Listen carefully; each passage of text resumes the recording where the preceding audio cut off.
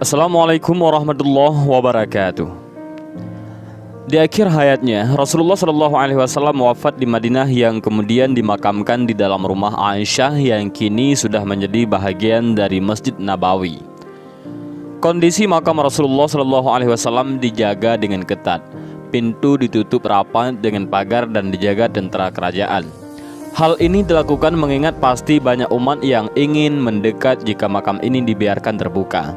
Selain itu, juga untuk mengantisipasi upaya dari orang-orang yang ingin bertindak jahat seperti mencuri jasad Nabi. Dalam sejarahnya, pernah 5 kali terjadi upaya pencurian jasad Nabi Muhammad SAW, mulai dari Mesir hingga penguasa negeri-negeri di Eropa yang bersekongkol merencanakan pencurian jasad Nabi Muhammad SAW tersebut. Adapun kita umat Islam wajib bersyukur karena Allah Subhanahu wa taala selalu menggagalkan tindakan jahat tersebut. Lantas bagaimana kisah sejarah percobaan pencurian jasad Nabi Muhammad SAW ini? Dan berikut ini adalah 5 aksi gila percobaan pencurian jasad Nabi Muhammad SAW. Pertama, masa Al-Hakim bi Amrillah Al-Ubaidi. Kisah upaya pencurian jasad Nabi Muhammad SAW ini ditulis oleh Muhammad Ilyas Abdul Ghani, penulis buku sejarah Masjid Nabawi Asy-Syarif. Dalam bukunya, ia menulis bahwa percobaan pencurian pertama dilakukan pada masa Al-Hakim bi Amrillah Al-Ubaidi. Al-Hakim bi Amrillah merupakan sosok raja dari Daulah Fatimiyah. Padahal ia beragama Islam, namun zalim dan menyimpang dari ajaran Allah, sehingga rakyat Mesir sering dibuat resah pada masa pemerintahannya. Pada saat itu, seorang zindik mengusulkan kepada sang raja agar mencuri jasad Nabi Muhammad SAW. Hal ini dilakukan untuk menarik perhatian dunia kepadanya dan negerinya. Dengan menghadirkan Rasulullah SAW ke Mesir, maka negeri ini akan menggantikan Madinah serta dikunjungi banyak orang. Namun atas izin Allah Subhanahu wa taala, rencana jahat tersebut pun gagal. Pada malam rencana tersebut dijalankan, ternyata Allah mengirimkan angin besar ke Madinah dan bumi tergoncang karena kuatnya angin itu. Hal ini menjadi penghalang tujuan para penjahat tersebut. Yang kedua, masih pada masa Al-Hakim bi Amrillah Al-Ubaidi. Kegagalan rencana awal tidak membuat Raja Al-Hakim bi Amrillah tersebut jera. Ia kembali menyusun rencana untuk mencuri jasad Nabi Muhammad SAW. Kali ini, prajuritnya mampu memasuki Madinah dan untuk melancarkan aksinya, mereka tinggal di dekat Masjid Nabawi.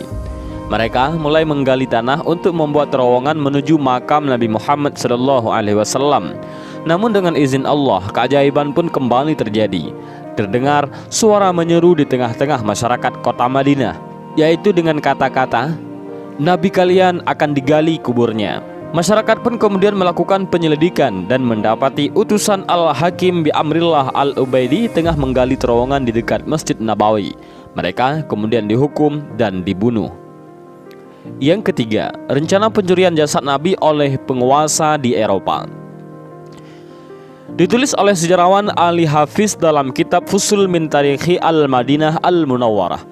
Peristiwa ini terjadi pada tahun 1164 Masehi ataupun bertepatan 557 Hijriah.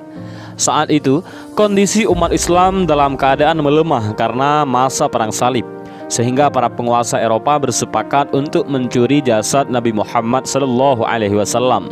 Pada musim haji, para penguasa negeri-negeri di Eropa mengirimkan 2 orang utusan untuk mencuri jenazah Rasulullah.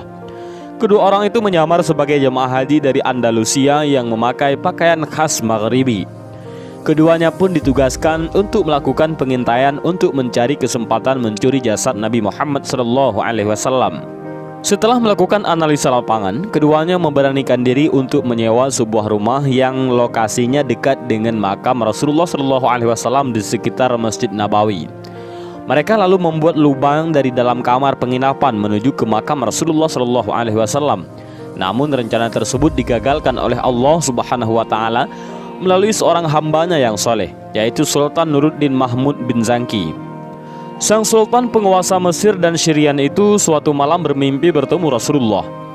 Sang Nabi pun menunjukkan 2 orang berwajah Eropa, seraya berkata, "Wahai Mahmud, tolonglah aku dari 2 orang ini." Sang sultan pun terbangun dan terkejut. Ia lalu berwudu dan melanjutkan tidur. Namun ia kembali bermimpi yang sama hingga 3 kali berturut-turut. Pagi harinya, Sultan Mahmud menceritakan mimpinya kepada para menteri dan berpikir bahwa telah terjadi sesuatu di Madinah. Akhirnya Sultan bersama 1000 pengawal dan harta yang banyak berangkatlah ke Madinah. Sesampainya di Madinah, ia segera salat di Raudhah, lalu menziarahi pusara Rasulullah SAW. Sultan duduk termenung di depan pusara Rasul.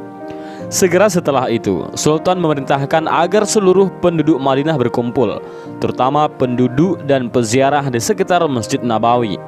Sultan lalu membagi-bagikan hadiah pada setiap orang yang datang dengan harapan bisa bertemu dengan 2 orang yang dilihatnya dalam mimpi itu.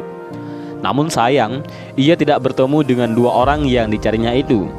Sultan Nuruddin lalu berkata, "Apakah ada yang belum mendapatkan hadiah?"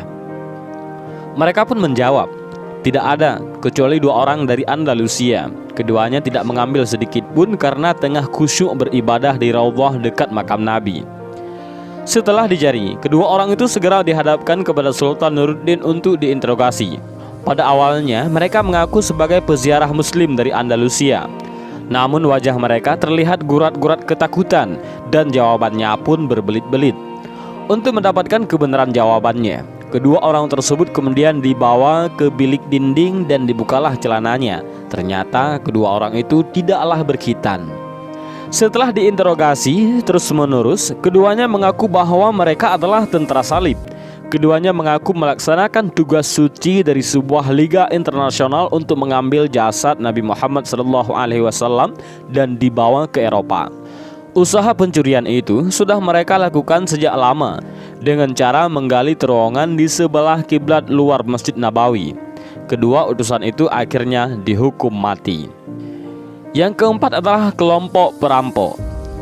Upaya keempat, saat sejumlah orang mencuri dan merompok kafilah jamaah haji, kemudian mereka bertekad untuk menggali makam Nabi Muhammad SAW. Mereka berbicara dan terang-terangan mengutarakan niat mereka. Mereka lalu menyeberangi laut menuju Madinah. Kemudian Allah menolak serangan mereka dengan kapal yang telah disiapkan dari Mesir Al-Iskandariyah yang mengikuti mereka.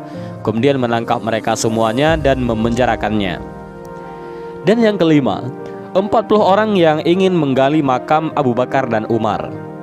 Usaha kelima dilakukan dengan rencana menggali makam Abu Bakar dan Umar bin Khattab.